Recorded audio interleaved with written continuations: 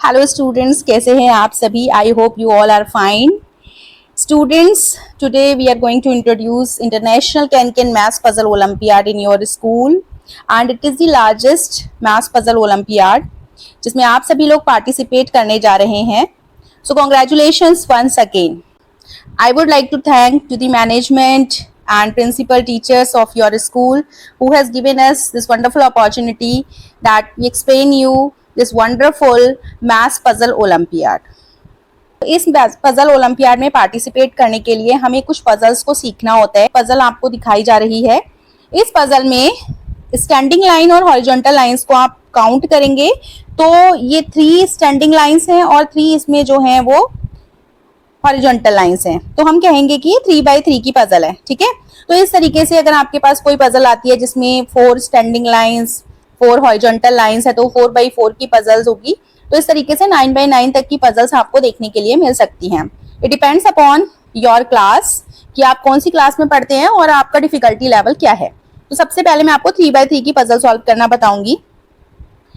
Okay, so we all are familiar about कि mathematics में कितने ऑपरेशंस होते हैं. There are 4 operations: plus, minus, multiply and divide. ये जो पजल मेरे सामने है इसमें सिर्फ प्लस और माइनस, ठीक है, 2 ऑपरेशंस का यूज किया हुआ है. ओके, अब नेक्स्ट पॉइंट पर आते हैं. बच्चों, आपको इस पजल में ये भी देखना है कि डार्क लाइंस और डल लाइंस कहाँ कहाँ पर है. तो आप फोकस कीजिए डार्क लाइंस पर. ठीक है. तो जैसे मैं आपको बताऊं कि यहाँ पर ये देखिए, मैं पेन से हाईलाइट करके बताती हूँ. ये देखिए, ये डार्क लाइन है और इस डार्क लाइन के अंदर 2 बॉक्सेस हैं. ठीक है, बॉक्स नंबर 1 एंड नंबर 2, इस तरीके से 2 बॉक्सेस हैं. अब अगर हम नेक्स्ट में चले तो सिर्फ एक डार्क लाइन के अंदर एक बॉक्स है. ये जो डार्क लाइंस हैं इनको हमें नोटिस करना है और इनको हमें बोलना है केज. तो बेसिकली ये कहलाते हैं केज. केज के अंदर बॉक्सेस होते हैं, वो आपको काउंट करने की कितने बॉक्सेस हैं. नेक्स्ट पॉइंट जो हमें नोट करना है, जो रूल ये है कि किसी भी रो में या किसी भी कॉलम में कोई भी जो नंबर है वो रिपीट नहीं होना चाहिए. ठीक है. रिपीट कैसे नहीं होना चाहिए? फॉर एग्जांपल मैंने यहाँ 1 लिखा तो 1 यहाँ नहीं आ सकता और 1 यहाँ भी नहीं आ सकता. ठीक है. ये हमें ध्यान रखना है. इन पॉइंट्स का जो भी मैं आपको बता रही हूँ, आप इन सब चीजों का ध्यान रखें, तभी आप पजल्स को अच्छे से सॉल्व कर पाएंगे. सबसे पहले फ्री बाय को ढूंढना है. देखो, अब मैं जो अंडरलाइन कर रही हूँ उस पर ध्यान दो. ये मुझे एक केज नजर आ रहा है. इस केज में 3 लिखा हुआ है. ओके, 3 लिखा है तो ये फ्री बाय बोला जाएगा.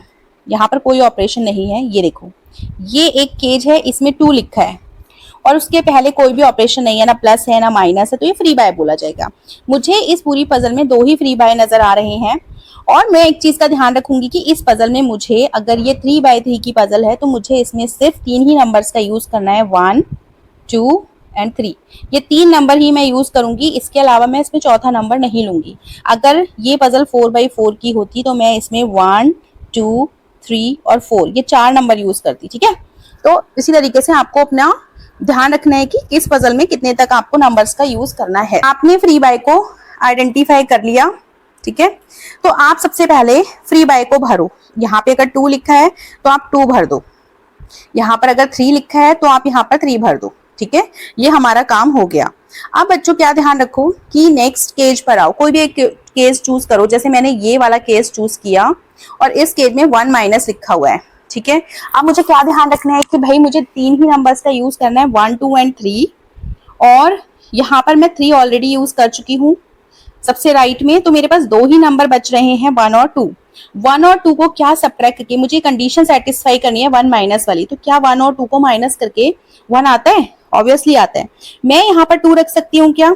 नहीं रख सकती हूँ बच्चों, क्योंकि 2 ऑलरेडी यहाँ पर रखा हुआ है ना, इसके सामने 2 है. तो इस लाइन में मैं 2 नहीं रख सकती because it is against the rule.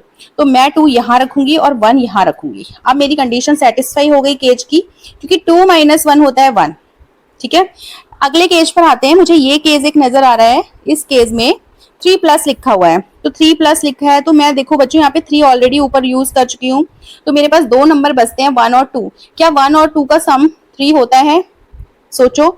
होता है, ठीक है। तो क्या मैं सबसे नीचे वाले रो में 2 लिख सकती हूँ? नहीं लिख सकती हूँ, क्योंकि 2 ऑलरेडी फ्री बाय में भरा हुआ है। तो मुझे यहाँ 2 लिखना चाहिए और यहाँ 1 लिखना चाहिए। ओके, 1 और 2 प्लस करके 3 आता है। नाउ मेरे पास ये जो नेक्स्ट और सबसे लास्ट केज बचा हुआ है वो ये है। इस केज में तेरा 3 बॉक्सेस और 3 नंबर मुझे कोई ऐसे लिखने हैं जिनको प्लस करके 7 आए, ठीक है। तो देखो सबसे आसान तरीका ये बचता है लास्ट में कि भाई 1 और 2 नीचे आ रखा है, मतलब अपर मोस्ट कॉलम में जो सबसे ऊपर वाला बॉक्स है उसमें 1 आ रखा है और सबसे नीचे 2 आ रखा है, तो मुझे यहाँ पे 3 लिखना चाहिए। 3 और 2 सेकंड रो में ऑलरेडी फिल हो चुके हैं, तो मुझे यहाँ 1 लिखना चाहिए। और सेकंड कॉलम में 1 और 2 ऑलरेडी यूज हो चुके हैं, तो मुझे यहाँ 3 लिखना चाहिए। एंड मुझे लास्ट में ये चेक भी करना चाहिए कि जो नंबर्स मैंने लिखे हैं क्या उनको प्लस करके 7 आ रहा है। तो 3 + 1 4, 4 + 3 7, तो हाँ आ रहा है। तो इस तरीके से मेरी कंडीशन सेटिस्फाई होती है, ठीक है। तो इस पजल में फ्री बाय ढूंढो। आप सभी ने फ्री बाय देखा, यहाँ पे 2 है तो मैंने यहाँ पे 2 लिख दिया बच्चों। यहाँ पर 1 है तो मैंने यहाँ 1 लिख दिया, ठीक है। फ्री बाय हमें कैसे ढूंढना है? एक बॉक्स और एक केज, मतलब एक केज के अंदर एक ही बॉक्स होना चाहिए विदाउट एनी ऑपरेशन। अब मैं जा रही हूँ केज की तरफ, तो मुझे यहाँ पे 4 दिख रहा है, 4 प्लस, तो मुझे 2 नंबर लिखने हैं जिनको प्लस करके 4 आए। मैं सेकेंड रो में 1 नहीं लिख सकती हूँ क्योंकि 1 ऑलरेडी लिखा है, तो मैं यहाँ 3 लिखूंगी और इसके ऊपर 1 लिखूंगी, ठीक है। बाकी मैं सबसे ऊपर वाला केज, अगर इस केज को हाईलाइट करूं तो यहाँ पर देखो 2 नंबर्स लिखने हैं जिनको माइनस करके 1 आए। 1 ऑलरेडी यूज हो चुका है फर्स्ट रो में, तो 3 और 2 बचते हैं। 3 और 2 को माइनस करके 1 आता है, तो मैंने 3 और 2 कुछ इस तरीके से लिख दिया। नाउ मेरे पास लास्ट केज बचा हुआ है ये वाला, इसमें मुझे कोई 3 नंबर भरने हैं जिनको प्लस करके 6 आए, ठीक है। तो 1 और 3 मैं ऑलरेडी लिख चुकी हूँ सेकंड रो में, तो मुझे यहाँ 2 लिखना चाहिए, यहाँ पर मुझे 1 लिखना चाहिए और यहाँ पर मुझे 3 लिखना चाहिए। तो 3 + 1 4, 4 and 2 6, ठीक है। को पजल्स किस तरीके से सॉल्व करनी है ये समझ में आया है। इसी तरीके से आप पजल्स की प्रैक्टिस कीजिए, ठीक है, और अपनी मेंटल मैथमेटिक्स को इम्प्रूव कीजिए। चलिए अब हम सीख लेते हैं कि international can math puzzle olympiad में पार्टिसिपेट करने के लिए क्या प्रोसीजर है। तो सबसे पहले आप देखिए कि ये जो कैन इंटरनेशनल चैंपियनशिप है ये हर साल कराई जाती है, ठीक है। और यहाँ पर जो है कैन पजल कंपनी जो है स्पॉन्सर करती है एक इंटरनेशनल टूर्नामेंट, जिसमें बेस्ट कैन प्लेयर जो होते हैं पूरे वर्ल्ड से, ठीक है, एक टाइटल लेकर के जाते हैं इंटरनेशनल कैन चैंपियन का, ठीक है। तो स्टूडेंट्स पार्टिसिपेट करते हैं 2 कैटेगरीज में, delta and kappa. Delta category belong करती है क्लास 3 से लेकर क्लास 5 के स्टूडेंट्स के लिए, एंड कापा कैटेगरी होती है क्लास 6 से लेकर के क्लास 9 के बच्चों के लिए। तो आप देख लीजिए आप किस कैटेगरी में आते हैं बच्चों। अब बात करते हैं कैन इंडिया की। कैन इंडिया ने कुछ अपने राउंड्स बनाए हुए हैं जिसमें स्टूडेंट्स को 30 मिनट्स का टाइम दिया जाता है 6 पजल्स को सॉल्व करने के लिए। और जो डिफिकल्टी लेवल रहता है, जो साइज रहता है पजल का, वो डिपेंड करता है एज ग्रुप की कैटेगरी पर भी। और स्टूडेंट्स जो हैं यहाँ पर जो नेशनल राउंड होता है उसमें पहुंचते हैं, जो best you can say can players होते हैं वही पहुंच पाते हैं वहां पर, ठीक है। और उसके लिए आपको कुछ राउंड्स को क्लियर करना होता है। तो राउंड्स को डिटेल में देख लेते हैं। जैसे आपको सबसे पहले स्कूल राउंड में पार्टिसिपेट करना है जो आपके स्कूल में होगा। इसके बाद अगर आप उसे क्वालिफाई करते हैं आप सिटी राउंड में पहुंचते हैं।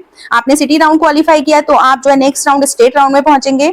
स्टेट राउंड क्लियर करने के बाद आप नेशनल राउंड में पहुंचेंगे, ठीक है। आप नेशनल राउंड में पहुंचते हैं, इसका मतलब है कि आप जो है एक one among the best player हैं, ठीक है, कैन के। और फिर आप नेशनल राउंड क्लियर करने के बाद एलिजिबल हो जाते हैं इंटरनेशनल राउंड में पार्टिसिपेट करने के लिए। यहाँ पर एक बात ये ध्यान रखनी है कि ये जो स्कूल राउंड होता है ये फ्री ऑफ कॉस्ट रहेगा आपके लिए, ठीक है।